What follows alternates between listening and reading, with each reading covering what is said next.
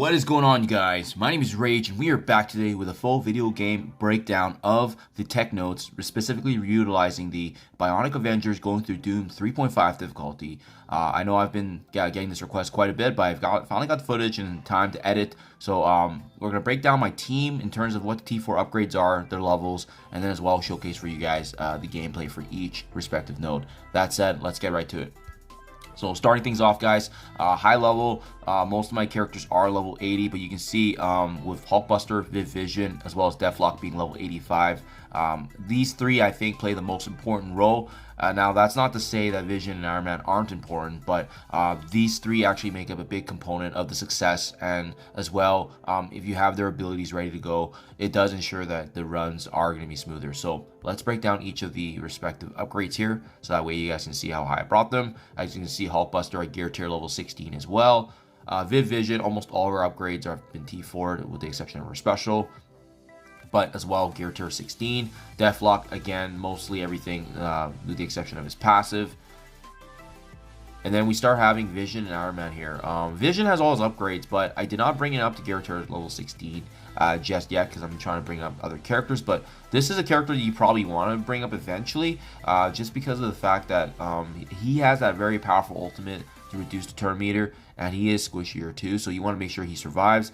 And then lastly, I think Iron Man is the least important, but he still has a very important role in terms of generating energy, and obviously his Rocket Barrage special is still really good, just because it prolongs the duration of negative conditions, which is huge, and some really good notable damage.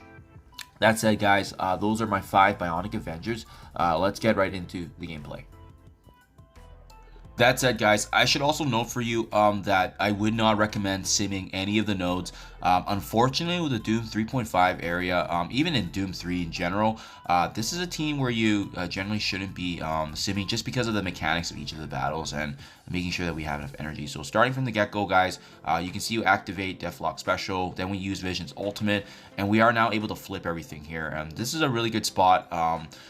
It's very smooth, right? You're making sure you're utilizing most of the character's ultimate abilities, because we are going to be generating energy back anyways during this initial node. But where you need to be careful on is when this Nico Minoru and Yellow Jacket does spawn, we have to make sure we're canceling out an ability blocking Nico, but as well Wong. That seems to work really well for me. By canceling them out, it just buys us a little bit more time.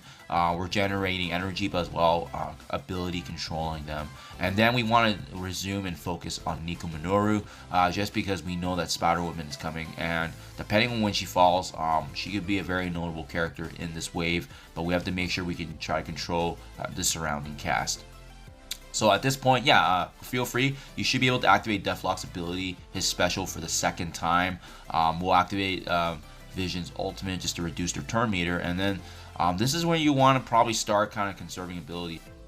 Now, going back, guys, I realized that was a mistake on this recording, and I redo Node 2 in a different way, but I would actually encourage you guys not to use Vision's ultimate that second time, just because it's an important skill that we should have been saving for Node 2. So that was a mistake on my part. I learned later on after in this attempt that Node 2 is extremely difficult for myself. I had to use a SAC team. So yeah, if you guys are watching this, make sure you're not using Vision's ultimate. Save that at the very end, and try to clean up without his abilities. His special is fine, but the ultimate's really important to reduce turn meter, as you'll see in the next node here. Which is, in my opinion, why the second node of this tech section is probably the hardest node out of the 3 if you do not have the abilities ready to go. So you're going to see from the get-go what I'm referencing to here. Right away, if Silver Surfer can land his ultimate on Vision, it would be ideal, but it doesn't really matter because we're going to be able to flip it anyways. Your Deathlock likely won't have too many abilities. Maybe you'll have a special to go, but this is what right here the key, guys. Vision's ultimate that I used in Node 1, it was a mistake, right? So make sure you guys have this from Node 2 ready to go, because reducing your turn meter buys us enough time to activate Vision's ultimate to land the blind on that first wave. I generally use that on if there's enemies that have turn meter upcoming. So sometimes it could be the back wave, sometimes it could be the front wave, but you can see at that point we can start getting off some of our abilities, our ultimates with Hulkbuster. And yeah, we're looking good now. We're looking good. We got Deathlock's abilities back up with the energy being granted. He can start things off with his special. always try to recommend using his special before his ultimate because it applies bleeds. But if you see that there's a key character getting the turn, that's when I would opt to use Deathlock's ultimate as opposed to his special. But you can see how fast they get taken down with the bleeds and so forth. So Silver Surfer really is the priority target. Everybody else just goes down in companion with the damage. But Beast is next. And then once that's done, this next wave with Shang-Chi, a Bishop, as well as T'Challa does spawn. And I urge you guys to focus on Shang-Chi, obviously, just because of his utilization. And he's a great slotting character for this enemy team. But then, yeah, just resume what we've been doing already with the special abilities. And really just trying to buy more time. Activate Vision's ultimate one more time there. And again, his ultimate, I think, is the key to just being able to give us that extra turn meter advantage over the enemy. And the reason I used it now before the end of wave, it's just because of the fact that, I can tell that we still have a few turns to generate energy back for the team. So in this last final wave, most of them should have immunity. So I'm just trying to take down who I can. If you're able to, once again, I always keep using Deathlock special, just because the bleeds and so forth. Unfortunately, they do have the immunity, so it kind of slowed us down there. And it's okay, guys. If someone goes down in this node, it's not a big deal. You can heal up, but what's more important is being able to land the one shot on this, so that way your guys' attacks are meaningful. And then similar to Node 1, we're going to be saving Vision's ultimate. We don't want to be using such a crucial ability to flip negatives and cleanse our team and as well as, inflict blind on the opposing enemy there. So again, every time you have Iron Man, just use the special. He's really good for that, extending negative conditions, but as well, being able to just apply some additional damage with this piercing. So you can see, unfortunately, Deathlock goes down, but not a big deal. We're going to revive everyone back up anyways. But what's more important is making sure that we can get this node done in one fell swoop as opposed to multiple attempts. So you can see how smooth it was. That's ideally how you want it to be. The cooldowns were really, really good, and we weren't overly aggressive with our abilities, and we still are ready to go for the boss node here. And last but not least, guys, this is the last section here, so all my guys have been healed up. We're ready to go. But yeah, I don't think this one's bad, but you do need the right setup, like I said, based on what we just saw in Node 2, making sure those cooldowns and abilities are ready to go. And this is ideally how it should play out. Sometimes you may not get the right RNG, but more oftentimes than not, this is how it should start. So we activate things off with Deathlock's ultimate, shutting down Bishop at the very beginning because we want to be able to stop him from using abilities. And once again, Vision's ultimate clutch, being able to reduce turn meter. The only thing difference now is that, similar to how we played, we're going to be utilizing, once again, Vision's ultimate in that front row. Blinding, really aiming for characters like Beast, Jubilee, Bishop.